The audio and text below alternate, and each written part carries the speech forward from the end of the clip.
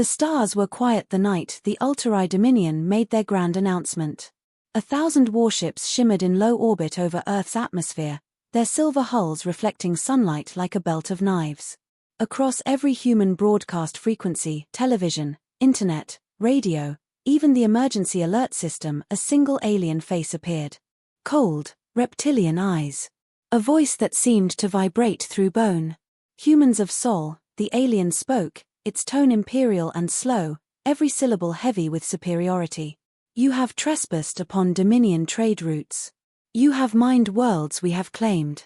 You have ignored our commands to submit. You have earned extinction. The words hung in the air like a storm cloud. For the first minute, humanity held its breath. News anchors froze on camera. Soldiers paused at their stations. Civilians looked up at the strange glowing streaks in the sky, realizing they were not shooting stars, but ships. Alien ships. Then, as the Ultrai's message repeated for the third time, something unexpected happened. Someone laughed. At first, it was one man in a New York pub who couldn't help himself. Extinction, he snorted, beer spilling as he clutched his stomach. Mate, we've been trying to kill each other for centuries and we're still here. Then another laughed in a Tokyo cafe. A mother in Lagos chuckled as her kids asked if the aliens were serious. Memes appeared on the net within minutes. Aliens declare war, Earth responds with sarcasm. Someone replaced the Ultrai commander's face with a dancing cat. By hour 2, half the planet was joking. By hour 3, the jokes turned into hashtags.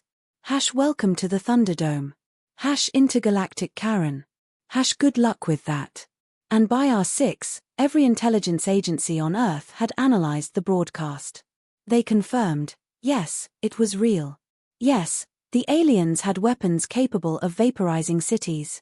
And yes, they had just declared war on humanity. Still, the laughter didn't stop. In the Situation Room beneath the White House, the President of the United Terran Council sat with representatives from every major power. The screens around them glowed with tactical readouts. The Ultrai fleet was vast, technologically superior, and positioned to strike within the hour. They have us outgunned 1,000 to 1, said General Alvarez, grim-faced. If they choose to bombard us, Earth will be ash. Across the table, Dr. Mai Ling, head of the Global Research Division, smiled faintly. And yet they haven't fired. Alvarez frowned. You think they're bluffing? No, Mai said, her tone calm but sharp. They're arrogant. They think they're gods speaking to ants. But ants bite back. The president leaned forward. What are our odds? Mai hesitated. If we fight their way? None. If we fight ours? She looked up, eyes glinting. Better than they think. The president exhaled slowly. Then we show them how humans laugh before we bite. Meanwhile, high above Earth, aboard the Ultrai command ship Jakar, the Supreme Commander watched the humans' reactions in disbelief. His translators replayed clips of human news broadcasts, showing laughter, mockery, and strange musical tributes titled Welcome Invaders Party Mix Volume 1. They mock us, he hissed. Yes, Excellency, replied his second-in-command. They seem to find this amusing. Amusing, the commander's voice rose to a snarl. We have given them a declaration of annihilation. They dare to laugh. The officer hesitated. Perhaps they do not comprehend the severity. Then we shall educate them, the commander interrupted, baring his fangs.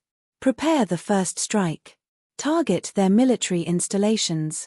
Let them understand fear. The bridge filled with activity as alien officers barked orders in hissing Ultrai dialects. Energy cores charged, planetary targeting arrays aligned. But as the first strike was prepared, a new transmission came from Earth. It was not military. It was not diplomatic. It was a video. A man in a wrinkled suit sat at a cluttered desk. He looked directly into the camera and grinned. To whoever's up there threatening us, you're making a big mistake. He held up a cup of coffee. We've survived wars, plagues, nukes, and TikTok. You really think you're gonna end humanity? Get in line. Then he took a sip and winked. See you soon. The feed ended with an image of Earth rotating slowly, every city lit, every ocean shimmering, and a single line of text. "We're not scared. We're curious." The Ultrai commander froze. In all his centuries of conquest, no species had ever responded like this. Some wept. Others begged. Many surrendered. But these humans laughed. And somewhere, deep inside his predatory mind, a small, unwelcome feeling crept in. Doubt. The Ultrai armada moved like a living shadow across the stars. Thousands of ships, sleek and predatory, spread out in formation over the blue and white marble of Earth. Their capital vessels glowed with power signatures strong enough to boil oceans. On the bridge of the Jakar, the Supreme Commander gave the order that had ended civilizations before. "Commence the strike." A moment later, beams of searing plasma lit up the void. The first Ultrai volley hit an old decommissioned launch facility in Kazakhstan. The second vaporized a remote naval outpost in the Arctic. And the third missed completely. Not because of human defenses, none were fast enough to intercept plasma traveling near light speed, but because the Ultrai's targeting computers flickered. Their systems, flawless across dozens of wars, suddenly began to desynchronize. "Report," the commander snapped. "Targeting relays are misaligned," hissed a technician. "Our algorithms are experiencing interference. Electromagnetic noise from the planet below." "Noise," the commander growled. "How can primitive transmissions?" Then every display aboard the Jakar changed at once. Alien tactical readouts dissolved into human broadcasts, laughing talk show hosts, internet pranksters, and digital banners flashing #AlienFail. The interference wasn't accidental, it was deliberate. Earth had hacked them. Within minutes, the Dominion's communication grid was jammed with millions of signals, radio waves, memes, coded data, and bursts of chaotic frequencies designed to overload their systems. Every device that could transmit was transmitting. It wasn't organized warfare. It was noise warfare. In an underground command center somewhere in Iceland, a small team of humans grinned at the chaos on their screens. "Confirmed Ultrai fleet coordination is dropping," said a young technician, typing furiously. "We've hijacked 3 of their relay satellites." "Beautiful," said Dr. Mai Ling, leaning over his shoulder. "Feed them more junk data, redirect the entire internet through their network." The technician blinked. "The entire internet?" "Yes." Mai smirked. "Let them try to conquer that."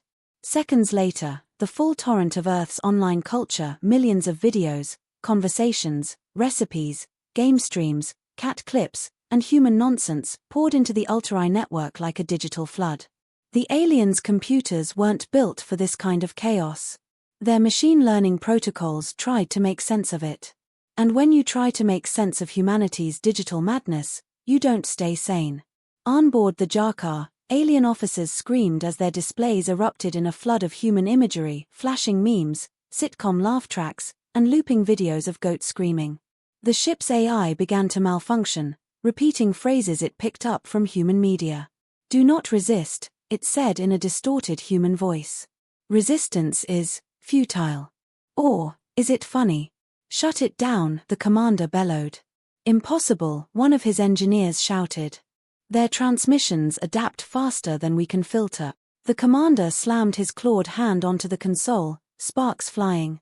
Then switched to manual targeting. "We can't. The system is rewriting itself." The ship's lights flickered. For a moment, the main screen showed not tactical readouts, but a looping human message in bright letters. "Welcome to Earth's Internet. Population, unstable." Down on the surface, laughter echoed across continents. Social media platforms overloaded with footage of glowing streaks in the sky, the Ultrai plasma bolts either missing or harmlessly hitting empty wastelands. Humanity's militaries didn't yet have the power to strike back, but they were watching closely. In a secure conference line between the Terran Council, military analysts began to strategize. "General Alvarez, they're trying to burn us, but their aim is off." Dr. Mai Ling, "Good. The more time we buy, the more their systems collapse." "President, can we escalate?" "Mai, not yet. But I have an idea." Later that night, an encrypted transmission left Earth's atmosphere, directed back at the Ultrai flagship. This time, it was from a group calling themselves the Chaos Division, a loose coalition of hackers, scientists, and, strangely, comedians. The transmission was a challenge. "Hey lizard boys," a woman's voice said cheerfully. "You've been invading for 6 hours and all you've managed to hit is a frozen airfield. That's adorable. Wanna play a game?" Attached was a file titled Try Not to Laugh.exe. The Ultrai officers stared at the strange human file name. Their systems automatically quarantined it, then curiosity won. The commander's second-in-command opened it manually. Within seconds, every screen aboard the Jakar filled with human laughter, millions of faces from across the planet, laughing uncontrollably, looping endlessly. The sound was maddening. It echoed through the corridors, through the ventilation systems, through their communication lines. The alien crew scrambled to shut it down, but it replicated itself faster than any virus. They had faced plasma storms and nuclear suns. They had never faced joy as a weapon. In the midst of the chaos, one of the Ultrai officers managed to restore partial control. "Commander, our scanners detect multiple human vessels preparing for launch. Warships," the commander barked. "No, sir, civilian craft. Cargo ships. Mining shuttles. They're flying straight at us. Fools. They seek to ram us." "No, Excellency. They're broadcasting music." A deep, thrumming bass filled space as dozens of human ships transmitted an ancient Earth anthem, Highway to Hell. Every channel carried it. Every Ultrai sensor picked it up. It was primitive, defiant, and perfectly human. And as those small human vessels drifted closer, not to attack, but to taunt, the alien fleet hesitated. For the first time in their empire's long, bloody history, their enemies were not afraid. Down below, on Earth, billions of people tuned in to watch. Satellites captured images of the glowing alien fleet flickering as their formation fell into chaos. Humanity's laughter had become a weapon, disbelief turned into unity, humor into rebellion. And in the command center, Dr. Mai whispered, "They came to make us fear. But fear belongs to them now." The skies above Earth had turned into a living storm. Shattered trails of plasma still glowed where the Ultrai's first strike had gone astray. Satellites tumbled, clouds boiled from residual energy, and yet, the planet was very much alive. In the Ultrai war logs, this was the moment when every previous species had broken, when terror took hold, when submission began. But when the commander opened his tactical display expecting the planet's surrender, he saw instead live feeds of humans dancing in the streets. The Ultrai war machine had prepared for resistance, for defiance, even for despair. It had never prepared for mockery. Orbit, the Jakar command deck. The Supreme Commander paced across the bridge, claws scraping the metallic floor. "Status report. Communications still unstable, Excellency. Human interference continues to corrupt data flow." "Then burn their planet's network," the commander roared. "We tried, but their signals replicate. Their system has no single core to destroy." The commander hissed in fury. "What do you mean no core? Every network has a nexus." "Not this one," the officer croaked, pointing to a holomap of Earth's digital infrastructure. "Their communication web is fragmented, millions of independent nodes, decentralized, chaotic." "It is primitive," the commander spat. The officer hesitated. "Yes, Excellency. But effective. It is chaos that cannot be silenced." The commander's tail lashed. "Then if we cannot silence them, we erase them. Prepare the atmospheric disintegrators. Earth, Terran Council Command." Beneath a mountain fortress in Iceland, the Terran Council gathered again. Screens flashed with alien troop movements, orbital trajectories, and incoming heat signatures. General Alvarez studied the data. "They're charging something big. If they fire, we lose half the planet." Dr. Mai Ling's voice was calm. "Then we don't let them fire." The president frowned. "Do we even have weapons that can reach them?" Mai smiled faintly. "No. But we have something better." She tapped a console, revealing a holographic projection, lines of alien code Ultrai architecture captured during the earlier digital interference. "Their systems are based on hierarchical AI control, linked by linguistic command trees. They think only in logic. We don't. Alvarez narrowed his eyes. You're saying we confuse them again? Mai nodded. We overwhelm their logic processors with contradiction.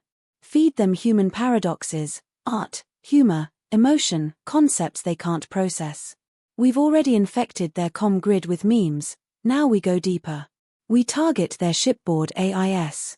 The president stared. You're going to make the aliens' computers have a nervous breakdown? Exactly. She turned to her team. Upload the payload. Operation Punchline begins now. Orbit, the digital offensive. The Ultrai fleet braced for the second wave of assault, but it wasn't physical. Invisible data streams burst upward from Earth's countless transmitters, piggybacking on civilian networks, bouncing off derelict satellites, slipping through every open frequency. It wasn't a virus in the conventional sense, it was culture. The first files were snippets of stand-up comedy routines. The next were fragments of human literature, contradictory moral philosophies, and recordings of emotional speeches. Then came the art, the surreal, the nonsensical, the beautiful. The Ultrai computers tried to catalog it, to label, to understand. They couldn't. The data crashed logic engines, melted subroutines, and forced AI cause into recursive feedback. A fleet built on pure order was drowning in human chaos. "Commander," screamed an officer aboard the Jakar. "Our targeting algorithms are speaking nonsense." "Nonsense," the commander growled. "Yes, listen." The officer played back the Ari's transmission. "Meaning is an illusion. The punchline is existence." "Knock, knock, who's there?" The commander froze. "What is that?" The AI continued cheerfully. Ultari. Ultari who? Ultari gonna regret invading Earth, that's who. The bridge erupted in static and laughter, human laughter. "Shut it off," the commander roared, his voice cracking with fury. "Shut it." But the AIS couldn't be silenced. They had been infected by humanity's greatest weapon, absurdity. Earth, the human response. The world watched in awe as alien ships began to flicker in orbit. Their once perfect formations were now erratic. Some ships spun uncontrollably, others powered down entirely. Across social media, humanity erupted in celebration. Pilots cheered as alien targets vanished from radar. Civilians danced in the streets, fireworks lighting up the night. General Alvarez grinned for the first time in days. "They're losing control. Mai, you magnificent maniac, you've done it." Mai smiled softly. "No. We did. Every post, every message, every laugh, we all fought back." Then she looked up, eyes narrowing. "But they're not done yet. Orbit, the Ultrai's last stand." The Supreme Commander watched his empire crumble in real time. Ships were breaking apart from within, reactors destabilized by malfunctioning AIS. His communications were flooded with human laughter, jokes, and strange things called puns. He slammed his fists against the command console. "Enough. I will burn this planet myself if I must." He activated the Jakar's primary weapon, a planetary disintegration beam. But when the firing sequence initiated, the control panel began to glitch. A new voice, mocking, human, impossible, echoed through the command deck. "Oh, you're gonna blow up Earth? Cute. You sure you're ready for the comments section?" The commander's eyes widened. What is this?" "This is Earth, buddy," the voice replied. "You wanted war. You got Wi-Fi." The main screen filled with a single looping image, a smiling human giving a thumbs up. Beneath it, a caption. "We warned you we're curious." Then, with an almost playful hum, the Jakar's weapon systems deactivated themselves. The ship drifted, silent and powerless. Earth, the moment humanity realized. On every screen, across every nation, the alien fleet's lights dimmed. The colossal armada that had declared humanity's extinction now hung motionless, glittering ruins in orbit. People didn't cheer immediately. There was a stunned silence, a global intake of breath. Then someone laughed. And then another. And then the entire world joined in. It wasn't laughter born of arrogance or mockery. It was relief, disbelief, pride. It was the laughter of a species that had faced the impossible and survived. In the command bunker, Dr. Mai sat quietly, watching the feed. General Alvarez stood beside her. "They're retreating." Mai nodded. "They'll be back, or someone else will. But next time, they'll know." "Know what?" Alvarez asked. Mai looked at the screen, where billions of humans were laughing together in unity. "That fear isn't the only weapon in the universe."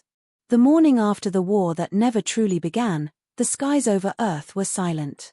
The alien fleet, once a glimmering constellation of death, now hung like broken ornaments in orbit. Some ships drifted lifelessly, others had fled beyond sensor range, but most remained dark and quiet, their once proud hulls reflecting the rising sun. For the first time in history, humanity looked up at the heavens not in fear, but in victory. "Earth," the broadcast heard across the stars. The United Terran Council convened in Geneva, surrounded by representatives from every nation and colony. The world's leaders sat before the camera not as separate nations, but as one voice. President Amina Carter, speaking for humanity, looked straight into the lens. Her tone was calm, confident, and slightly amused. To the species who declared war on Earth, she began, "We would like to thank you." Gasps rippled through the chamber, but she continued. "You reminded us what we are when we stand together. You came to destroy us and instead, you united us. You came with fleets and weapons. We came with laughter, chaos, and the stubborn refusal to kneel." Behind her, screens showed images of ordinary people, scientists, children, soldiers, and hackers, each one smiling, each one laughing. "We don't know what you expected from us," the president said.